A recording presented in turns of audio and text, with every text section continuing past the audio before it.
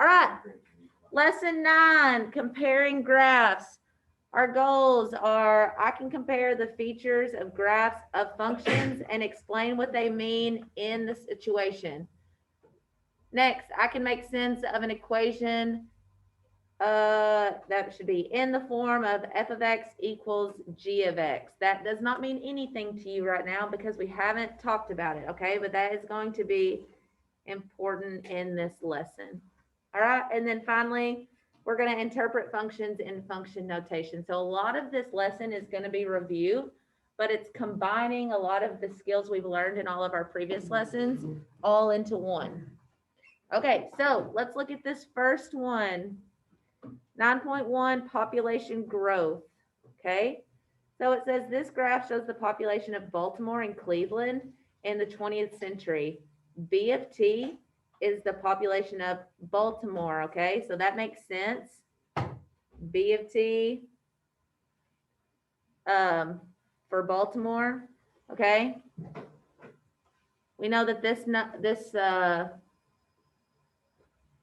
term right here inside my parentheses stands for my what? Input. It's my input, and it's the year. It's the year. Okay, so my input is going to be the year. Okay, and the name of it's B, and that stands for Baltimore. Baltimore. Good. Okay. Next, it says C of T is the population of Cleveland. Okay, once again, what does this T represent? Input. The input, which again is the year. Okay, and the name of it is C, and that stands for Cleveland. Okay, good. So you can see in your book right here, our input is year. That's my x-axis. Okay, so that's going to be my input. All right, and what is my output? The population, okay? So that's our y. Now, Baltimore, I don't know if it's a color in your book, but it's the solid line. Okay, and then Cleveland is the dashed line. So we can see how this population is changing over a period of time. Do we all understand? Next, it says to estimate B of 1930 and explain what it means in the situation. So not only are we having to interpret this function notation, but we're also having to estimate information from a graph of the function.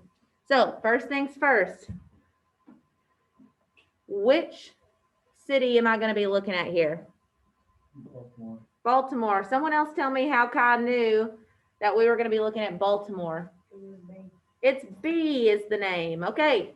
Now, what does this number on the inside of my parentheses tell me? The year. Okay, so we're going to be looking at what year? 1930 for what city? Baltimore. Okay, so let's go to our graph. Okay, so I'm going to go to 1930. I'm going to go to Baltimore, which is the solid line.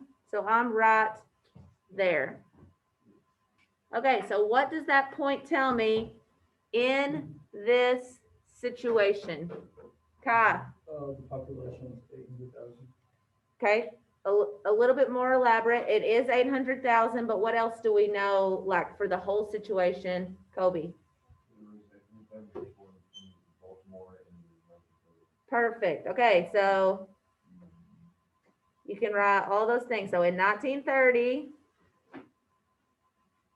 there were 800,000 people in Baltimore.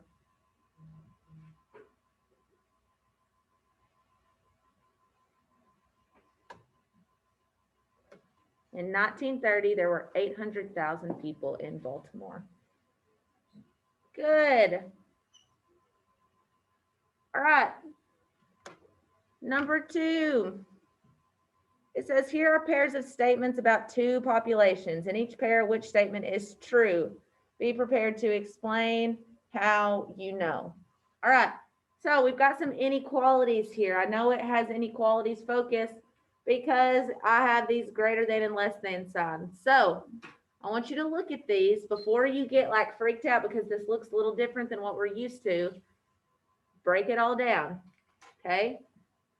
We have B and C. So what are we looking at? What are we comparing?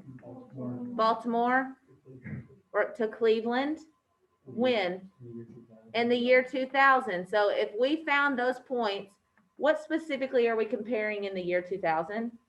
The population. And we want to know if the one in Baltimore is greater than Cleveland or if it's less than Cleveland, okay? So that's what you're going to do here. Just circle which one is the true statement. I'm going to give you all about 2 minutes to do both of these. And when you're finished, give me a thumbs up and I can come and check them. 2 minutes, ready, go.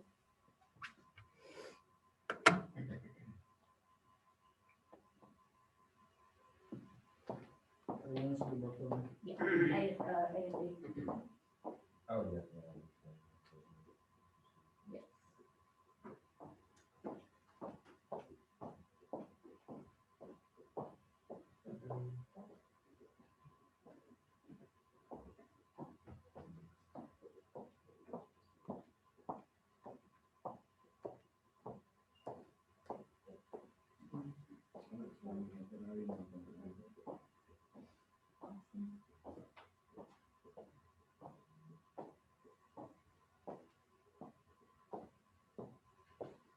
All right, it looks like the majority of you are finished, so I'm going to go ahead and stop the time.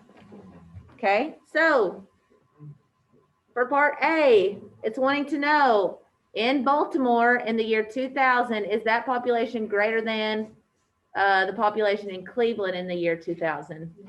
It is, so this would be the true statement, but it wants to know, it wants to explain how you know. So someone walk me through how you got that answer. Ava, what'd you do? I found, like, I went to the 2000 on my x-axis, and then I plotted the 2 points on the line. Okay, so for those of y'all that couldn't hear that, she went to 2000 on her x-axis, and she plotted the 2 points on her line. And then, obviously, Baltimore was higher. It was Okay. higher up on the graph. So Baltimore is the solid line. It's higher up on the graph, therefore it has a greater population in that year. Good. So obviously then this statement would not be true. Okay, next we have B. Okay, so someone explain to me which one of those 2 statements is true. Kobe.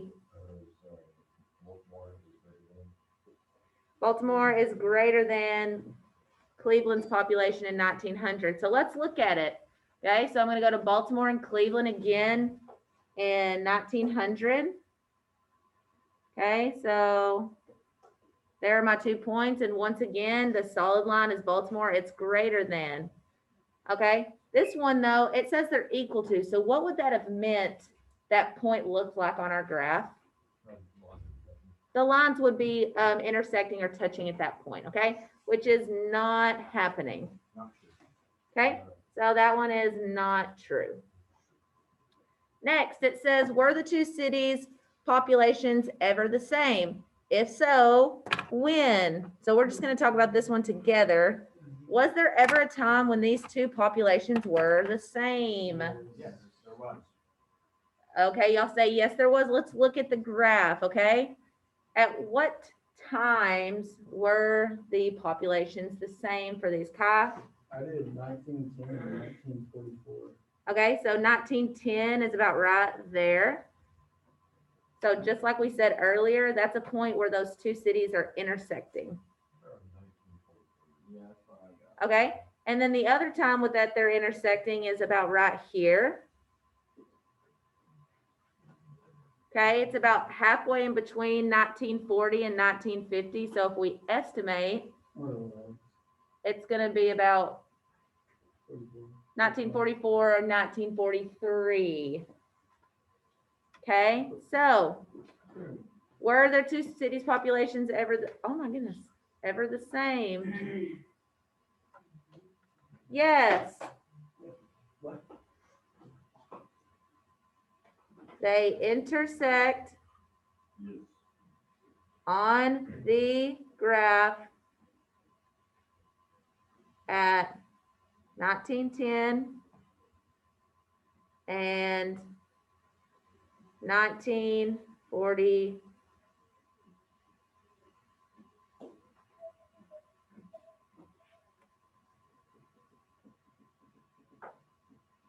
Around 1943 to 1944-ish.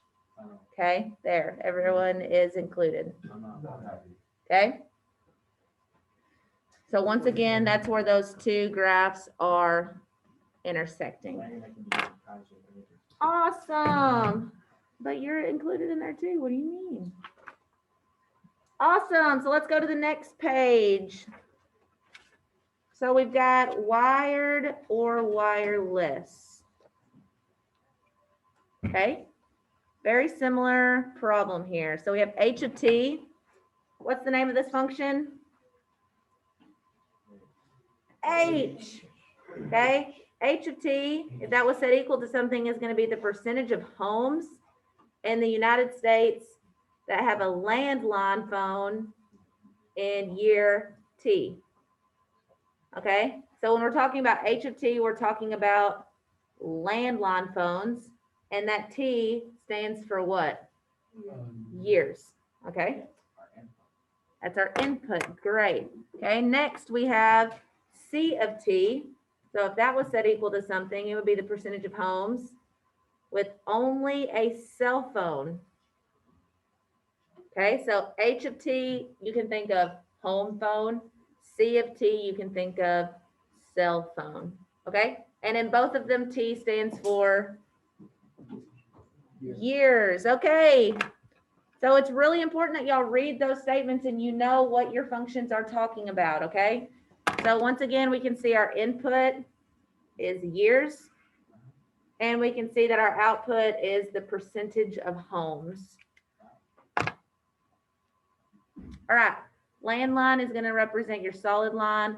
Cell phone is your dotted line.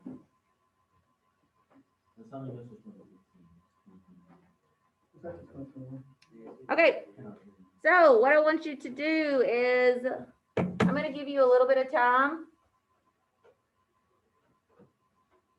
Well, let's talk about it real quick. So do we all understand what a landline phone is? Yes. Okay, it's a phone that you keep at home. Okay, y'all, a lot of y'all, does anyone still have a landline phone? Okay. Okay, so landline phones, those are the ones that stay at home, okay? So a lot of y'all said your grandparents have them. What do you notice is happening with landline phones as the years go by?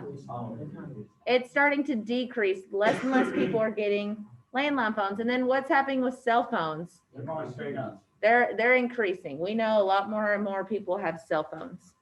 Okay, so what I want you to do is I want you to take a minute. I think y'all are more than capable of doing this whole section on your own. But I'm going to break it down into smaller sections so that we make sure we understand. I'm going to give you about 3 minutes. I want you to answer these first 2 questions on your own. If you finish and you think you can answer 3 and 4, go for it, okay? But I want you to do numbers 1 and 2 because that's just taking function notation and reading a graph, which we have done before. Okay, so I'm going to give you about 3 minutes. Use the graph, answer the questions, and then we will talk about it together. Ready? Go.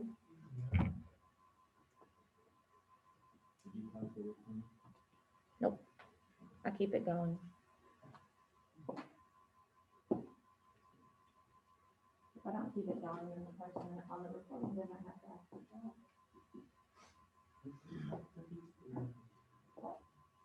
If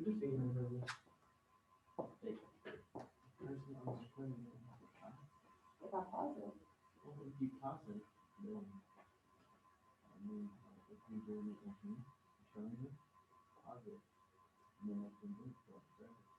what I'm doing. They're supposed to be working on it.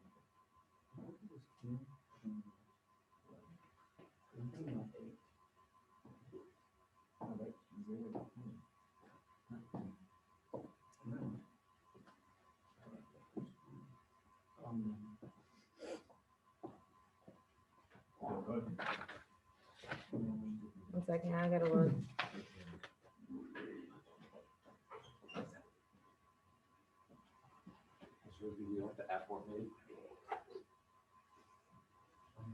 No. Did you eat, you didn't eat the core. Oh, I ate.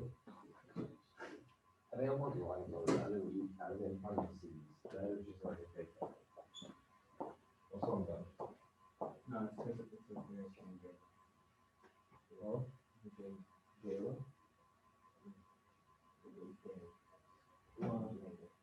Okay, so you explained what it tells us, but you didn't tell me what the actual values were. So tell me that.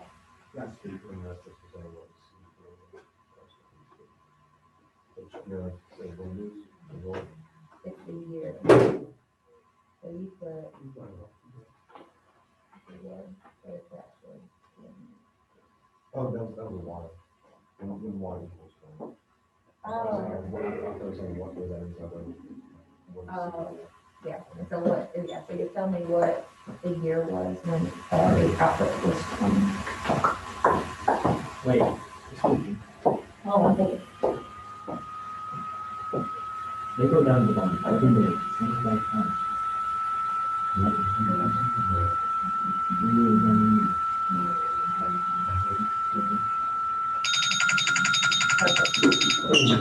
Awesome. Okay, so even if you didn't finish, you may, if you struggled just a little bit, that's okay. We're gonna talk about it. Okay, so I'm gonna use blue to talk about H of T. Oh, sorry. So, like, in between 2008 and 2010, the numbers 2009, right? But, like, on that very small line, it would be like January through December, how would we do that between 2008 and 2009? I don't know. Was there a question about that? Yes. Well, not, but yes. Oh, okay. Let me answer that in just a second. Okay, so it tells us first, it wants us to estimate H of 2006. So before you tell me what the output is for that, what is this asking specifically? What is this asking for right here? How many? People have landlines in 2006? How many people have landlines in 2006? And how many people is that? About 80. 83. So 2000. I said 85. 2006, we're right here. So halfway would be 90. So it's right below 90. So we could say like 84, 85. I'll see what my book says. My book says 85. I got it. If you have something around 85, I would have counted it right because it is, we're estimating. All right, we're not gonna argue about it. Next, we have C of 2006. Someone tell me what this notation is asking us to find Kobe. Okay, what does this notation mean first? What was the C? All right, so how many cell phones did we have in 2006? And you said it was about what? It's about 17. Okay, so if you had around 17, then you got it correct. Yes, sir. Would you say this like in 2006, 85% of homes had landlines? Is that how you would say it? Mhm. Okay. Yeah, so then it says, explain what each value tells us about the phone. So this one, just like Kai just said, in 2006, 85% of homes had landlines. Okay, so even though if you have to write the explanation as well, because that's what it wants you to do. How would it be 17? Yeah, it has to equal 100. Oh, no, it can be lower. Not necessarily. If you don't, It's not, it's not necessarily that, because there could be a large percentage of people with landlines and cell phones. But it says only cell phone. You were gonna say the same thing. Yeah, you can. I'm sorry, recording. I didn't mean to say 88.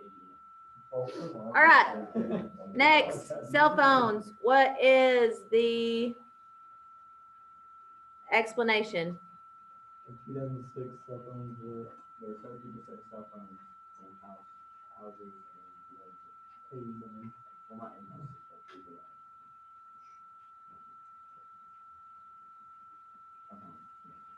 that. All right, next, number 2, it says, what is the approximate? So once again, we are estimating the solution to C of T equals 20.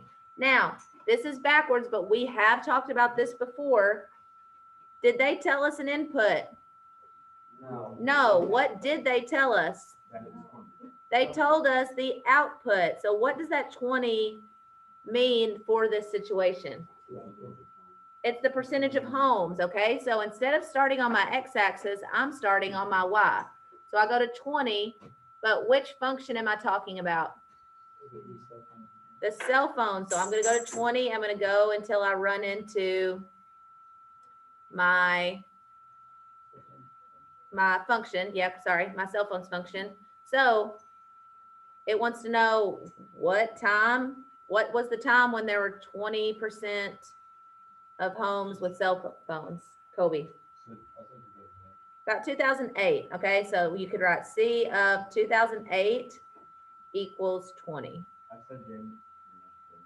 I said 2008 January 23rd. Okay, I see what your question is now. All right, now it says explain what the solution means in this situation. So what does this notation mean? Ava? 21% of people had cell phones in 2008. 20% of homes had cell phones in 2008. Okay? Not only do you have to have the notation, you have to have the explanation. That's what the activity is teaching you. All right, next I'm going to give you a couple more minutes to answer these next 2. It says determine if each equation is true. Be prepared to explain how you know. So once again, you're going to be comparing the 2 functions. All right, and on 4, it says between 2004 and 2015, did the percentage of homes with landlines decrease at the same rate at which the percentage of cell phone only homes increase? Explain or show your reasoning. Now, if you can't remember how to do this, I would look back at lesson 7. Okay, for just a quick refresher. I'm going to give you all about 3 minutes to do this one. You will more than likely need a calculator. So if you don't already have a calculator, get one. That's all the hints I'm going to tell you. 3 minutes, go. I want to see how you figure it out. There's multiple approaches that you can do. Number 4, I want to see how you do it. The rates change. I would rather you do it and get it wrong than sit there and not do anything. Okay? So write in pencil. If you are unsure, if you need a pencil, I have plenty in the back. I'll be back. All right, you have about 2.5 minutes left. You can do it. If you need more time, tell me and I'll add it.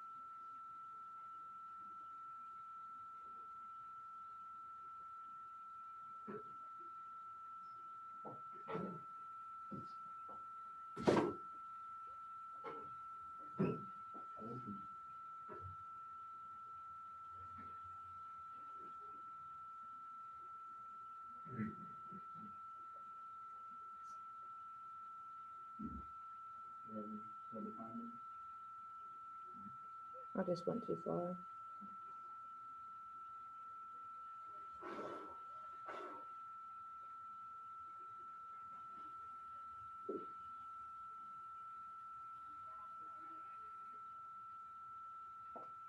Oh, no. I thought it was because of the, maybe,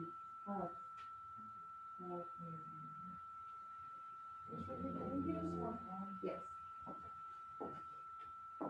All right, I'm gonna add another 2 minutes. 2 minutes. 2 to 3, I think it's fine. That's 5 minutes. Yep. We done.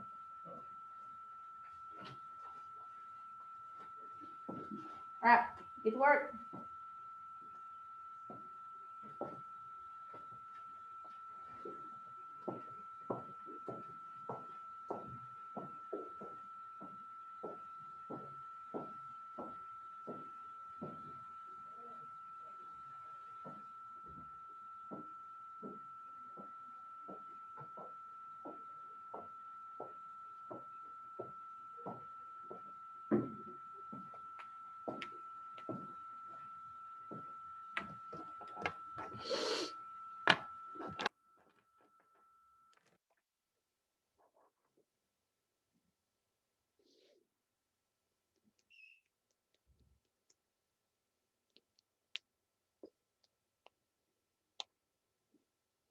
You can do it.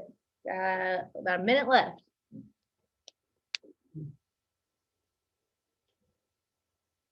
People on Zoom, if you want to send me your answers in the chat, do that. So I know that y'all are understanding what we're talking about.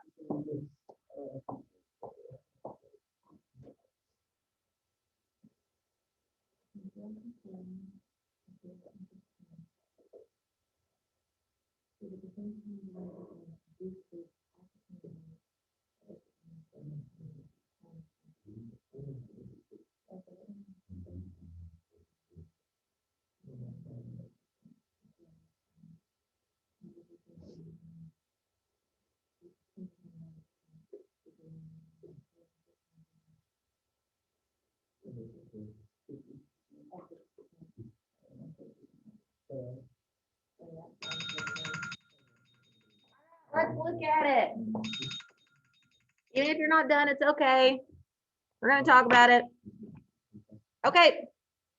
3 says determine if each equation is true. So the first one is the cell phone percentages in 2011 is the same as the the landline percentages in 2011. Is that true? No, that is false. How can we tell? The lines do not intersect at that point, okay? The only way they'd be equal is if in 2011 they were intersecting. All right, next in 2015, the percentage of cell phones was the same as the landline, the percentage of landlines in 2015. Is that true? That is true. What is happening on the graph at that point? They're intersecting, which is, yes, that is happening. Okay, throwback question, kind of, I mean, it's from Tuesday. Between 2004 and 2005, so we have a period of time happening here. Did the percentage of homes with landlines decrease at the same rate, underline, rate at which the percentage of cell phone only homes increased? Explain or show. Okay, so when we're talking about how quickly something changes over a period of time, what is that called? Rate of change, the average rate of change, okay? So write that down, you know, right here beside your question. Average rate of change, which when we talked about it, we know that that's the same thing as slope. Okay, so we have to figure out if those two are the same. So we can't just compare them like we did by looking at the graph, because it wants to know, was it the same rate? The only way we know if it has the exact same rate is if we work it out. So what I want you to do is I want you to split this little section in half. Okay, we have home phone, landlines. Now, I saw a lot of people write explanations. I'm not saying your explanations are wrong. A lot of them were correct, but now we just have to prove that they're correct, okay? So just pay attention to what I'm doing if you don't have space. All right, so landlines. We know that when we're doing average rate of change, it's the change of something over a period of time. What's changing over this period of time? The percentages. So we can do percent over time. Okay, what was the percentage of homes with landlines in 2004? About 5, okay? What was the percentage of homes with landlines in 2015? 55. Okay, so we're gonna subtract those two. Okay, now that's just gonna tell us how much the percentage changed. We wanna know at what rate, so we have to take into time. So that was 2004. That was 2015. So let's subtract them. What's 5 minus 55? Negative 50. What's 2004 minus 2015? Negative 11. Okay, wait, did we do cell phones or did we do landlines? I didn't. Yeah. That might not work better. I can just switch mine. All right, sorry, that was for cell phones. Okay, now it's 50 divided by 11. What's 50 divided by 11? 4.5% per year. Okay, so it's positive. So what does that mean is happening with the percentage of cell phones per year? It's increasing by 4.5% per year. Okay, so let's look at landlines.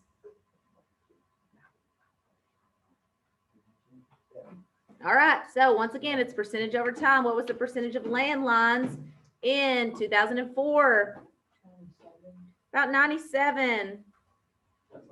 We're estimating, of course. So what was the percentage in 2015? 55. Okay, so that's 2004. That's 2015. What's 97 minus 55? 42 over negative 11, which is what? Why are we at 55? Why are you not? It's just an estimate. Get with it, honestly. Okay, so it's negative 3.8% per year. Now, there's two ways you can interpret this information. You could say, well, that's pretty close. Yeah. That's pretty close to the same rate. So I would say, yeah, they pretty much, one decreased at the same rate as the other increased, or you could say, no, those are not the same rates. So no, they didn't increase or decrease at the same rate. As long as you prove it and explain your reasoning, I would accept either. Yes. I don't think they would accept this answer in college. Why? It's not that. Well, we had to estimate. I mean, if they wanted an exact answer, then they need to give exact data. Yes, sir. So which one would you say it is?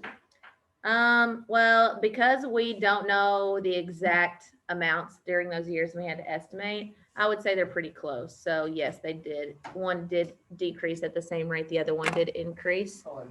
But if I had exact information, I could know for sure. Yes. College answer. All right. Next. Break. No. Next, we'll take a break after 9.3. Or we can just keep going. No, All right. take a break. All right, 9.3, the audience of TV shows. Okay, so It says the number of people who watched a TV episode is a function of that show's episode number. Okay, so let's break that down first. We have is a function of, there's that phrase.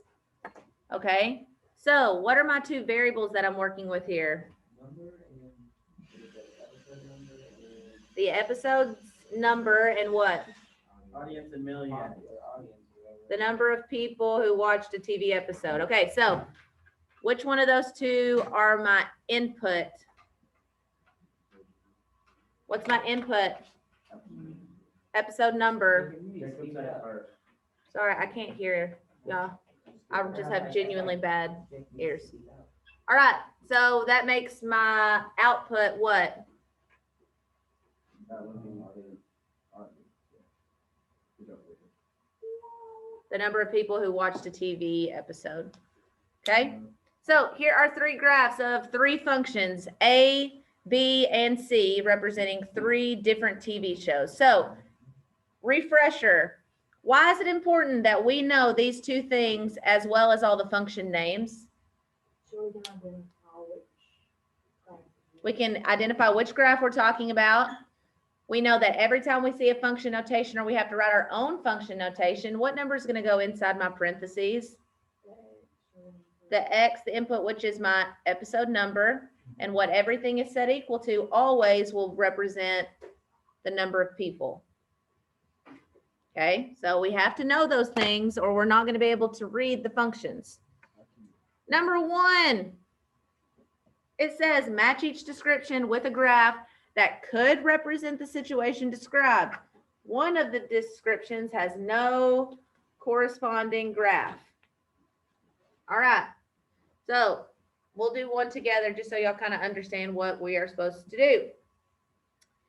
It says this show has a good core audience. They had a guest star in the 5th episode. Underline the 5th episode. That means it had to be a good episode. Okay, so for those of y'all that didn't hear that, Lake said that means it probably was a good episode because there was a guest star. That brought in some new viewers, but most of them stopped watching after that. Okay, so a good core audience means that the same people are pretty much watching it every time. Okay, so if we're looking at these, what one looks like something happened at episode 5, but then people stopped watching after that episode. Ava. Show C. So let's break this down. So we have episode 5. We have the core audience. Okay, the same people were consistently watching. Do y'all agree? Yeah. Okay, we had a guest star. Wow, so many people. All right, but then it kind of just was really bad after that. And not all those people that watched for that episode, it just kind of went back to the core audience, right? Okay, so I agree that that one would represent show C. All right, now none of these other ones will be show C, okay? It's either going to be A or B, and then there's one that's not used, okay? Use a pencil if you're not sure, or just keep your answers in your head if you don't want to commit to something. I'm going to give you about a minute to a minute and a half to answer that question on your own. Ready? Go!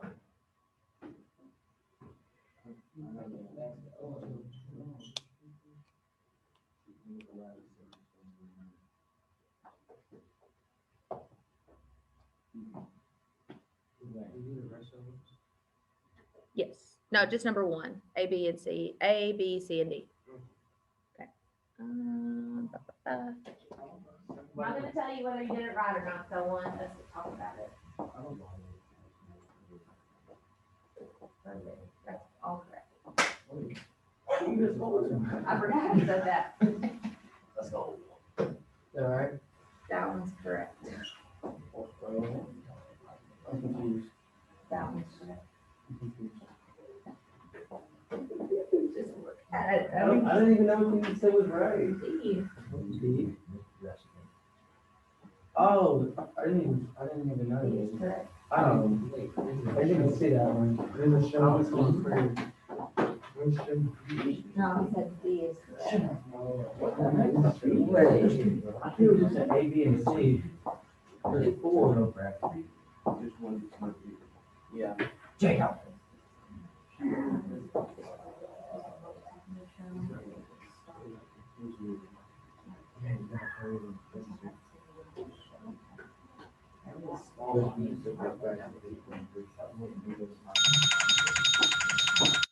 But I thought the same thing when I first looked at it. Okay, I want to say that what I noticed when I was looking through everyone's, y'all did the same exact thing I did the first time I looked at this question. Okay, but you know, Kobe, you didn't. All right, but B, let's look at it. It says this show is one of the most popular, underline the most popular, and its audience keeps increasing. Okay, so a lot of y'all saw the keeps increasing and you thought to yourself, oh, A keeps increasing, right? That is true. It does keep increasing. But the important part is it said this is one of the most popular shows. What makes a show popular? How many people watch it? So if I'm looking at A, the most views they had was 2 million. Okay. If I look at the other two shows, this one had 10 million at one point. This one had a little more than 5 million. So is show A the most popular? No. Okay. The most popular show is going to look like A, but it's going to start a lot higher up with views. Okay. So this one is none. I honestly, I didn't even know it was like 4 or 5. I don't know. All right. See, it says this show has a small audience, underline small audience, but it's improving. So more people are noticing. So if it's improving and more people are noticing, what's that doing to our views? They're increasing. So which one is that? Show A. Show A. And then finally, it says this show started out huge. Even though it feels like it crashed, it still has more viewers than another show. Okay, so which one would that obviously be? Show B. B. It started out huge, but it looks like it decreased, but it still had 4 million, which is still better than this one. Show B. Good. That word looks weird now that I've written it. Doesn't that look like a weird word? Show. C-A-B. Show? Did you know? All right. Next, we're comparing each one. It says which is greatest, A of 7, B of 7, or C of 7. Explain what the answer tells us about that show. Okay, so this is how I want you to write it out. Okay, I want you to write A of 7 equals B of 7 equals C of 7 equals. I want you to tell me the output, and then I want you to tell me which one is correct. Okay, I'm going to give you about a minute and a half again to answer this question so you can come up with a good explanation. Okay, go.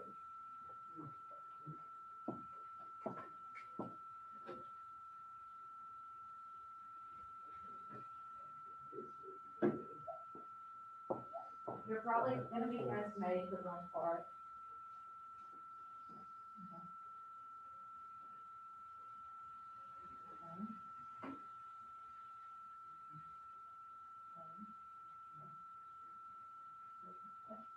Great.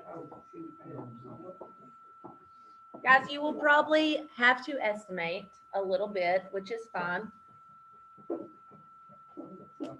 And then tell me which show is greatest. I haven't even looked at the answer, so wait. Based off of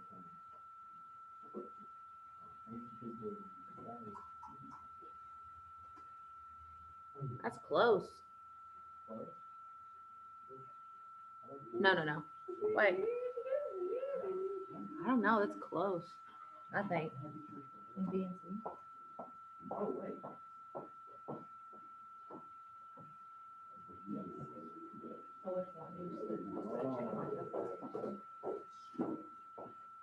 All right, give me a thumbs up if you're finished. I was really wrong. Give me a thumbs up if you're finished with this question. Lainey, you finished? Yeah. All right, give me everyone. You're writing. Some people are still writing. Okay. And that's time. Perfect timing. Okay, so again, we're going to be estimating. So I'm pretty much just going to go with who raises their hand, and I agree with that estimate. Okay, A of 7. Which graph am I looking at? First one. The first one, and we are looking at episode 7. Kobe, I thought about 1.75. 1.75. Okay, if you have around that, then you're good. All right, B of 7. B of 7. Connor, I'm 3.9. 3.9. I just said 4. Okay, you had around 3.9. Good. All right, C of 7. C of 7, Ava. I said 3. About 3 million. Okay, so the question was, which one is greatest? B. B of 7. Because So it's 4, not 3.9. it says what? Explain what the answer tells us about the show. So what does this mean? It has a higher chance of being viewed. It has more. It It has more views than It is. episode 7. It has more of an audience. Has more of audience win. On episode 7. Okay, so show B has a larger audience at episode 7, okay? That's what that means in this situation.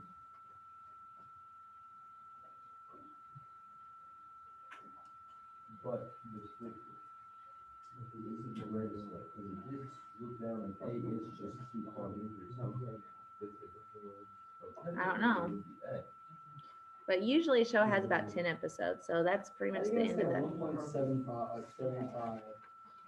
And then 3.9. 3, focus. We're not arguing about it. It genuinely doesn't matter. 3, sketch a graph of the viewership of the 4th TV show that did not have a matching graph. Okay, so we're going to call this show D. All right, so once again, we have 10 episodes. All right, but this one was the one, if we look back, And it was. we're looking at B here. Had none. It says this show is one of the most popular shows. Okay, so what do we know about the audiences? It's gotta go up really high, and its audience keeps increasing. Okay, so how big do we want to make this show? 8 is the minimum. 8 is the mid. You went by 5s. No. Okay. Yeah, I say go by 5. Okay. It said one of the most. Okay, so we'll start at 0, and then we can start at 5. Then go by 5s. I like your answer. I like my answer too. Okay, now it's one of the most popular. Okay, so starting with episode 1, so I'm just going to draw little tallies in between. Okay, starting with episode 1, it's one of the most popular. So let's think. The other ones had 10 million, they had 6 million. What do we want to start with episode 1? No, I said actually it's said 10. I Go started 15. 10. Huh? 10. I started 15, so I think we should choose 15. Okay, if you want to start at 15, you can, but as long as you can really start it wherever, but as long as you do what with the rest of your graph, it continues to increase. I'm going to start mine down here. At 5. At like 5. Okay, and I'm just going to slowly increase with each episode. I believe that idea. Probably 6 episodes is outrageous. Are we increasing a set amount? No, I just made it continually increase. I mean, mine kind of curves, but I think that's just because I messed up. By the 5th episode, mine has 30. Okay, as long as you represent that it was one of the most popular, it starts off just as popular as the other two, but it continues to increase.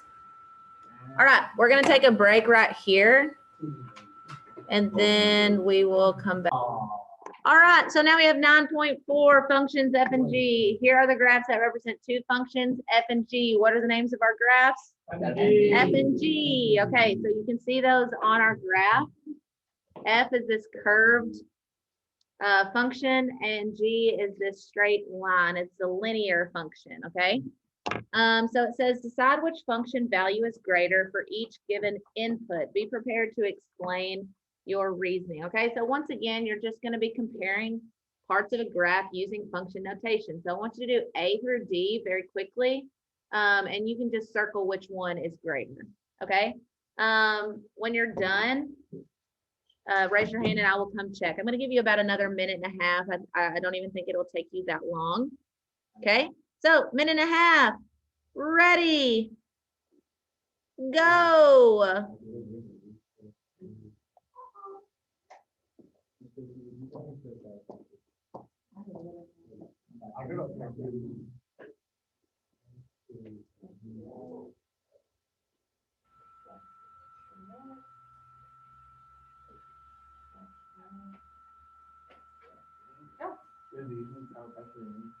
You have a chiropractor? That's scoliosis next. You should be a chiropractor and name your practice chiropractor.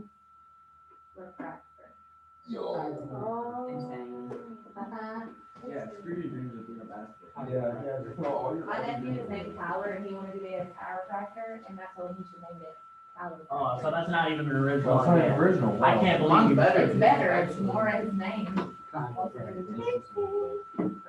Yo. Use my quick. I got it. Cool. Wait. Hey, recording. You were trying to look this up. I am recording. I said, hey, recording. Oh, I thought you said, are you? You have 30 more seconds. Give me a thumbs up if you're done. I would if I could get my All right, let's go ahead and look at it. Most of y'all are finished. So we have F of 2 and G of 2. So I'm going to go to my graph at those 2 points. Which one of those is greater? Raise your hand. Kobe, G of 2. So let's look at it. I'm going to go to 2 as my input because that is my input. There's F, there's G. G is clearly greater. Next, B, F of 4 and G of 4. Which one's greater, Luke? Neither of them, they're the same. Neither are greater. They are equal. So what does that mean is happening at that point on my graph? They're intersecting, and yes, that is what is happening at 4. Next, C, we have F of 6 and G of 6. What's happening there? Which one's greater? Ava. F of 6. I'm going to input of 6. There's G, there's F. Yes, F is greater. And finally, F of 8 and G of 8. Kobe, F of 8. I'm going to go to 8. There and there. Yes, the F is greater. Okay, number 2. It says, is there a value of X at which the equation F of X equals G of X is true? Explain your reasoning. Now let's pause really quickly. So what would be happening in my graph if this function is true? What's going to be happening on my graph, Luke? They would have to be intersecting. They would have to be intersecting. Okay, so both functions are going to be intersecting. If they are the same, they are equal. All right, are there any points on my graph at which that is happening? Ava? Yes, there are. Okay, can someone raise your hand and tell me one of those points in function notation? Ava, tell me one. F of, wait, I'm just gonna do this, F of 7. F of Wait, no, F of 4. F of 4 equals G of 4. There's one.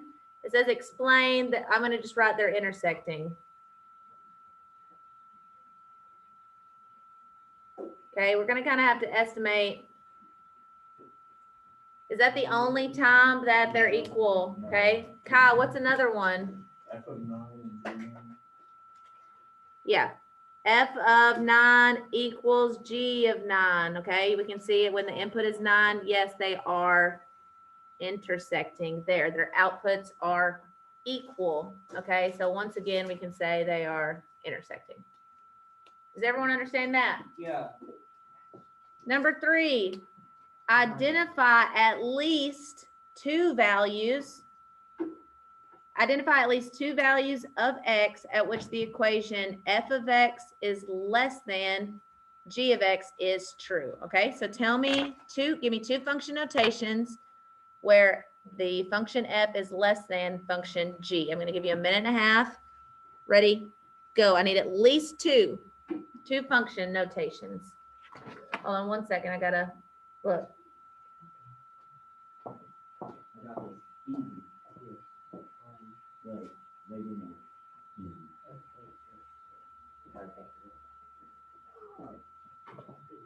Oh, well, I got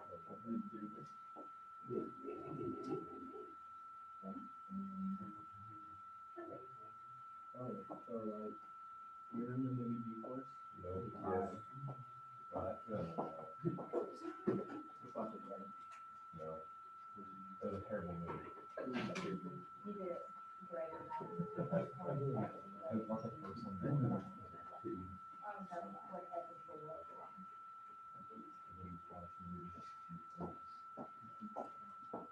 Give me a thumbs up if you've got one. At least one if you've got one. If you got two, keep your hand up. Oh, well, All right, let's go ahead and look at it. So, number 3. Okay, identify at least two values of x at which the inequality is true. Ava, tell me one. 10. F of 10 is less than g of 10. Whoops, that's a g.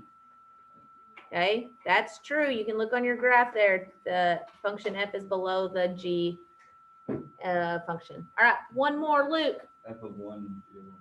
F of 1 is less than g of 1. Yep, that's true as well. Let's just throw in 1 for kicks. Jacob, 0. F of 0 is less than g of 0. Perfect.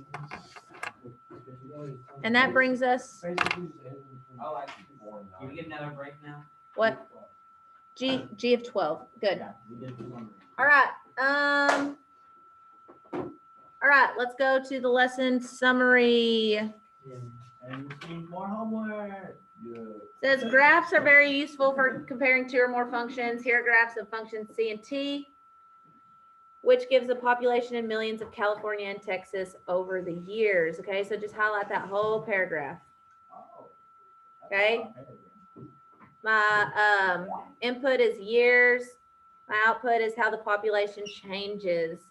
All right, so there's a lot of things you can do with this information.